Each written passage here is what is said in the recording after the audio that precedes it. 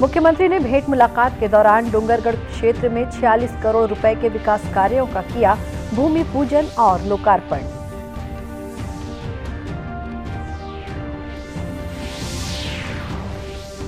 और भाजपा की केंद्रीय चुनाव समिति ने भानु प्रतापपुर उपचुनाव के लिए ब्रह्मानंद नेताम को बनाया उम्मीदवार।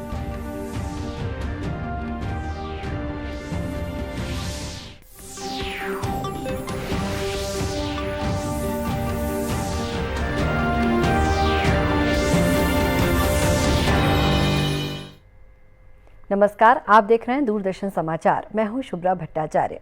अब समाचार विस्तार से। प्रधानमंत्री नरेंद्र मोदी ने कहा है कि भारत ने कोविड महामारी के दौरान अपने 1 अरब 30 करोड़ नागरिकों की खाद्य सुरक्षा सुनिश्चित की और कई जरूरतमंद देशों को अनाज की आपूर्ति भी की। आज इंडोनेशिया के बाली में खाद्य सुरक्षा और ऊर्जा सुरक्षा के मुद्दे पर G20 के पहले कार्यकारी सत्र को संबोधित करते हुए श्री मोदी ने कहा कि खाद्य सुरक्षा के संदर्भ में उर्वरकों की मौजूदा कमी एक बड़ा संकट है।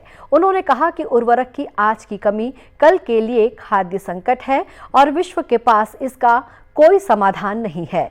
उन्होंने विश्व के नेताओं से आग्रह किया कि वे विश्व में खाद्य और अनाज की आपूर्ति श्रृंखला स्थिर बनाने के लिए आपसी समझौता करें। खाद्य सुरक्षा से संबंधित भारत के प्रयासों के बारे में श्री मोदी ने कहा कि भारत सतत ऊर्जा सुरक्षा के लिए प्राकृतिक खेती को बढ़ावा दे रहा है और मोटे अनाज जैसे पोषक और पारंपरिक खाद्यान्नों को फिर से लोकप्रिय बना रहा है। उन्होंने ये भी कहा कि मोटे अनाज वैश्विक कुपोषण और भुखमरी के समाधान हो सकते हैं। उन्होंने विश्व के नेताओं से अगला वर्ष अंतर्राष्ट्रीय मोटा अनाज वर्ष मनाने का आग्रह किया। श्री मोदी ने कहा कि विश्व में शांति, सद्भाव और सुरक्षा सुनिश्चित करने के लिए एकीकृत और सामूहिक संकल्प लेना आज के समय की जरूरत है। प्रधानमंत्री ने कहा कि भारत स्वच्छ ऊर्जा और पर्यावरण के लिए प्रतिबद्ध है और वर्ष 2030 तक भारत का आधा विद्युत उत्पादन नवीकरणीय स्रोतों से होगा। गौरतलब है कि प्रधानमंत्री ने आज बाली में G20 शिखर सम्मेलन के आरंभ में विश्व के नेताओं के साथ संक्षिप्त चर्चा की। राष्ट्रपति द्रौपदी मुर्मू और प्रधानमंत्री नरेंद्र मोदी ने बिरसा मुंडा की जयंती पर लोगों को बधाई दी है। राष्ट्रपति ने कहा कि जनजाति समुदायों ने अपनी कला, शिल्प और कड़ी मेहनत से राष्ट्र को समृद्ध किया। आदिवासी स्वतंत्रता सेनानियों और गुमनाम नायकों को नमन करते हुए उन्होंने इस बात का उल्लेख किया कि आदिवासी समुदायों ने स्वतंत्रता संग्राम में महान योगदान दिया। प्रधानमंत्री नरेंद्र मोदी ने कहा है कि भगवान बिरसा मुंडा और करोड़ों आदिवासी शूरवीरों के सपनों को साकार करने के लिए देश अमृतकाल के 5 प्रण की ऊर्जा के साथ आगे बढ़ रहा है। इन 5 प्रणों में विकसित भारत का लक्ष्य, औपनिवेशिक मानसिकता को खत्म करना, अपनी विरासत पर गर्व करना, नागरिकों में एकता और कर्तव्य परायणता की भावना शामिल है। जनजातीय गौरव दिवस पर श्री मोदी ने वीडियो संदेश के माध्यम से देशवासियों को बधाई दी। प्रधानमंत्री ने स्वतंत्रता संग्राम में जनजातीय समुदाय के योगदान और प्रमुख जनजातीय आंदोलनों में उनकी भूमिका को स्मरण किया। प्रकृति के साथ सहजीवन और समावेश भी है। इस भव्य विरासत से सीखकर भारत को अपने भविष्य को आकार देना है। मुझे विश्वास है जनजातीय गौरव दिवस इस दिशा में हमारे लिए एक अवसर बनेगा, एक माध्यम बनेगा। इसी संकल्प के साथ मैं एक बार फिर भगवान बिरसा मुंडा और कोटि कोटि आदिवासी वीर वीरांगनाओं के चरणों में आदरपूर्वक, श्रद्धापूर्वक नमन करता हूं। प्रधानमंत्री ने देश के विभिन्न हिस्सों में जनजातीय संग्रहालयों और जनधन, गोवर्धन, वन धन, स्व सहायता समूह, मातृत्व वंदन योजना, ग्रामीण सड़क योजना, एकलव्य विद्यालय, 90% तक वन उत्पादों के लिए न्यूनतम समर्थन मूल्य और मिशन इंद्रप्रस्थ जैसी योजनाओं का उल्लेख किया, जिनसे जनजातीय समुदाय को लाभ मिला। उन्होंने कहा कि भारत को इस भव्य विरासत से सीख लेकर अपने भविष्य को आकार देना है। मुख्यमंत्री भूपेश बघेल भेंट मुलाकात के तहत डोंगरगढ़ विधानसभा क्षेत्र के ग्राम घुमका पहुंचे और लोगों से रूबरू हुए। इस दौरान उन्होंने घुमका को नगर पंचायत, स्वामी आत्मानंद अंग्रेजी माध्यम स्कूल और पूर्ण तहसील का दर्जा देने की घोषणा की। इसी तरह ग्राम बघेरा में सहकारी केंद्रीय बैंक खोलने की घोषणा की। बहुत सारी घोषणाएं भी हुई। विधायक जी ने जो डिमांड की, चाहे नगर पंचायत घुमका को नगर पंचायत बनाने की बात है, स्वामी आत्मानंद अंग्रेजी स्कूल खोलने की बात है, सहकारी बैंक की शाखा खोलने की बात है, नहर लाइनिंग करने की बात है, वो सब घोषणा की, उसे हम लोग स्वीकृत किए। मुख्यमंत्री ने इस मौके पर 46 करोड़ 56 लाख 44 हजार रुपए के विकास कार्यों का भूमि पूजन और लोकार्पण किया है। साथ ही हितग्राहियों को विभिन्न योजनाओं के तहत सामग्रियों का वितरण भी किया। और अब लेते हैं एक छोटा सा ब्रेक।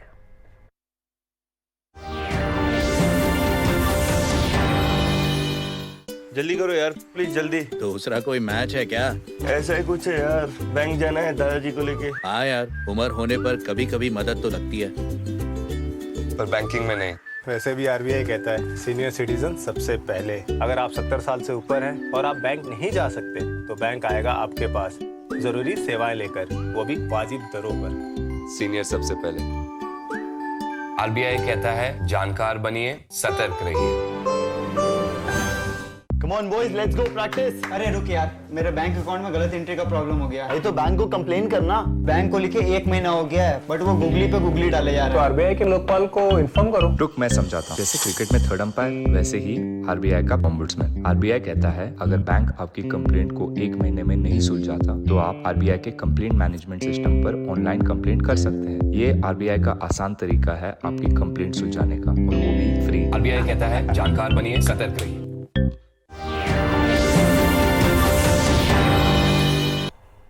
ब्रेक के बाद एक बार फिर स्वागत है दूरदर्शन समाचार में। भाजपा की केंद्रीय चुनाव समिति ने उत्तर प्रदेश में होने वाले आगामी लोकसभा उपचुनाव और छत्तीसगढ़, राजस्थान, बिहार और उत्तर प्रदेश विधानसभा उपचुनाव के लिए प्रत्याशियों के नामों की घोषणा कर दी है। जारी सूची के मुताबिक छत्तीसगढ़ के अनुसूचित जनजाति के लिए आरक्षित भानुप्रतापपुर सीट के लिए ब्रह्मानंद नेताम को प्रत्याशी घोषित किया गया है। श्री नेताम वर्ष 2008 में विधायक निर्वाचित हुए थे। अभी वे संगठन का काम देख रहे हैं। प्रत्याशी के रूप में चुने जाने के बाद श्री नेताम ने मीडिया से कहा कि वे पार्टी की उम्मीदों पर खरा उतरने का पूरा प्रयास करेंगे। भानुप्रतापपुर उपचुनाव का भारतीय जनता पार्टी ने नाम घोषित किया गया, प्रत्याशी का नाम घोषित हुआ है। और मैं तो यही कहना चाहूँगा राष्ट्रीय नेतृत्व को, प्रदेश नेतृत्व को बहुत बहुत धन्यवाद ज्ञापित करता हूँ। और मैं छोटे से कार्यकर्ता, पार्टी ने आज मुझ पर विश्वास करके मुझे प्रत्याशी बनाया और जिस तरह से विश्वास किए हैं उनके विश्वास पर हम जरूर खरा उतरेंगे। गौरतलब है कि इस सीट के लिए नामांकन दाखिल करने की अंतिम तारीख 17 नवंबर है। नामांकन पत्रों की जांच 18 नवंबर को की जाएगी और नाम वापसी की अंतिम तिथि 21 नवंबर है। इस उपचुनाव के लिए 5 दिसंबर को वोट डाले जाएंगे और मतगणना 8 दिसंबर को होगी। स्पेनिश फिल्म निर्देशक और लेखक कार्लोस सौरा को गोवा में 53वें भारतीय अंतर्राष्ट्रीय फिल्म महोत्सव में सत्यजीत रे लाइफ टाइम अचीवमेंट अवार्ड 2022 से सम्मानित किया जाएगा। सूचना और प्रसारण राज्य मंत्री एल मुरुगन ने आज नई दिल्ली में ये जानकारी दी। उन्होंने फिल्म महोत्सव से पहले संवाददाता सम्मेलन में बताया कि इस बार अंतर्राष्ट्रीय खंड एक महत्वपूर्ण और विशेष रूप से ध्यान केंद्रित किए जाने वाला खंड है। उन्होंने बताया कि समारोह में प्रदर्शन के लिए 180 से अधिक फिल्मों का चयन किया गया है। सूचना प्रसारण मंत्रालय के सचिव अपूर्व चंद्र ने बताया कि इस मौके पर आजादी के अमृत महोत्सव पर आधारित प्रदर्शनी भी लगाई जाएगी, जिसे विदेशी प्रतिनिधियों को दिखाया जाएगा। हम क्योंकि आजादी का अमृत महोत्सव मना रहे हैं, तो इसलिए जो हमारा सेंट्रल ब्यूरो ऑफ कम्युनिकेशन है वो आजादी के अमृत महोत्सव की एग्जीबिशन गोवा में लगाएगा, जो कि फॉरेन से जो आने वाले डेलीगेट्स हैं उनको हम दिखा पाएंगे कि आज़ादी के अमृत महोत्सव में हमने क्या किया और हमने किस तरह से अपने 75 वर्ष आज़ादी के मना रहे हैं।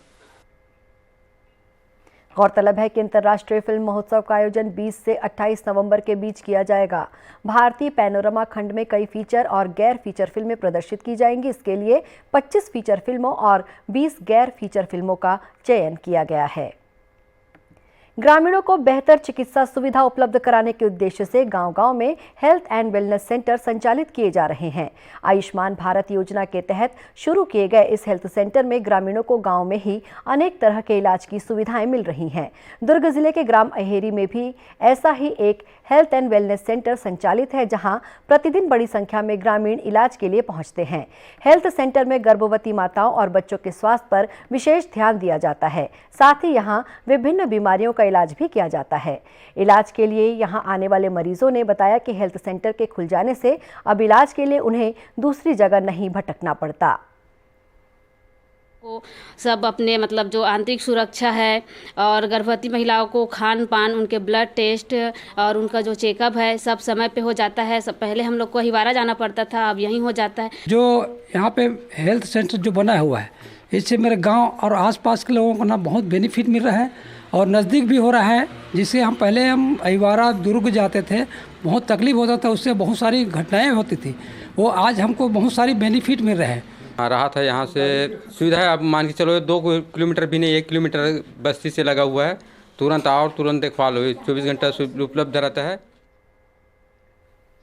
वहीं हेल्थ एंड वेलनेस सेंटर की सामुदायिक चिकित्सा अधिकारी डॉक्टर दीपशिखा यादव ने बताया कि पहले यहां मरीजों को इलाज के लिए सिर्फ 3 तरह की सुविधाएं प्रदान की जाती थीं, लेकिन अब 12 तरह के इलाज की सुविधाएं प्रदान की जा रही हैं। 12 प्रकार की जो सुविधाएं हैं वो प्रदान करते हैं। उसके अलावा जैसे अगर कोई मरीज हमारे पास में आ रहे हैं तो हम उनका प्रॉपर एनसीडी जांच करते थे। पहले यहाँ पर एनसीडी जांच नहीं हुआ करता था, तो अभी जो है हेल्थ वेलनेस सेंटर में कन्वर्ट हुआ है तो एनसीडी जांच होता है, जिसमें बीपी, शुगर और कैंसर का जो मुफ्त में जांच होता है मरीजों का। अगर कोई स्क्रीनिंग करने के बाद हमको कोई सस्पेक्टेड लगता है पेशेंट, तो उनको हम CSC PSC में रिफ़र करते हैं। आयुष्मान भारत योजना के तहत संचालित हेल्थ एंड वेलनेस सेंटर के जरिए गंभीर रोगों का भी जांच और उपचार किया जा रहा है। कबीरधाम जिले से ब्रेन ट्यूमर का इलाज कराने एक शिशु का एम्स रायपुर में आयुष्मान भारत के तहत निःशुल्क इलाज किया जा रहा है। वहीं शिशु के माता पिता के रहने के इंतजाम की जिम्मेदारी के लिए राज्य शासन ने हाथ बढ़ाया है। गौरतलब है कि कवर्धा जिले के 1 वर्षीय हर्ष को ब्रेन ट्यूमर की बीमारी थी, जिसका सफलतापूर्वक ऑपरेशन एम्स में किया गया है। इसकी जानकारी एम्स के जनसंपर्क अधिकारी शिव शंकर शर्मा ने दी। एक वर्षीय बालक को अक्टूबर 2022 में एडमिट किया गया था। बच्चे को ब्रेन ट्यूमर की परेशानी थी। काफ़ी जगह उसके अभिभावक उसका इलाज करा के आए थे, लेकिन सब जगह से निराश होकर फिर वो एम्स रायपुर में आए। बच्चे का हमारे चिकित्सकों द्वारा काफ़ी अच्छा उपचार किया गया और बच्चा अब रिकवर कर रहा है। और जैसा कि आप जानते हैं कि ब्रेन ट्यूमर के बाद बच्चे को कीमोथेरेपी की भी आवश्यकता पड़ती है, तो उसकी 8 साइकिलें अभी प्लान है जो अभी चल रही हैं। उसमें पहली साइकिल अभी बच्चे की चल रही है। बच्चे का आयुष्मान भारत योजना के अंतर्गत पूरी तरीके से निःशुल्क उपचार किया गया है। उसमें कीमोथेरेपी निःशुल्क है, बच्चे को दवाइयाँ और जो भी ट्रीटमेंट है बिल्कुल निःशुल्क प्रदान किया जा रहा है। बालक के माता पिता का कहना है कि उन्होंने कई जगह इलाज कराया, लेकिन सफलतापूर्वक इलाज एम्स में ही किया जा रहा है। उन्होंने कहा कि अभी कीमोथेरेपी चल रही है, जिसके लिए रायपुर में ही रहना पड़ रहा है। उन्होंने कहा कि पैसे नहीं होने के कारण फुटपाथ पर रहना पड़ रहा था, लेकिन अब सहारा मिल गया है। दोनों ने ही एम्स प्रबंधन और राज्य शासन को इसके लिए धन्यवाद दिया है। कवर्धा जिले से आया हुआ हूँ इस रायपुर एम्स में अपने बच्चे का इलाज कराने के लिए। और मेरे बच्चे को ब्रेन ट्यूमर है, तो ब्रेन ट्यूमर था, उसको मतलब निकाल दिया गया है सर ट्यूमर को। अभी कीमोथेरेपी चल रहा है और इसके ट्रीटमेंट में कोई प्रकार का कुछ भी ख़राब नहीं है सर, और अभी तक मस्त चल रहा है इलाज। एम्स के बदौलत मैं अपने बच्चे को जीवित देख पाया हूँ। बीमारी है, इसकी वजह से इसको ना सांस नहीं ले सकता है। ट्यूमर है तो ऑपरेशन हुआ, जिसकी वजह से ना गले से सांस नहीं आता है, इधर छेद है। इस दंपत्ति की मदद के लिए अनेक स्वयंसेवी संगठन भी सामने आ रहे हैं। और इसी के साथ ये समाचार बुलेटिन यहीं समाप्त हुआ। नमस्कार।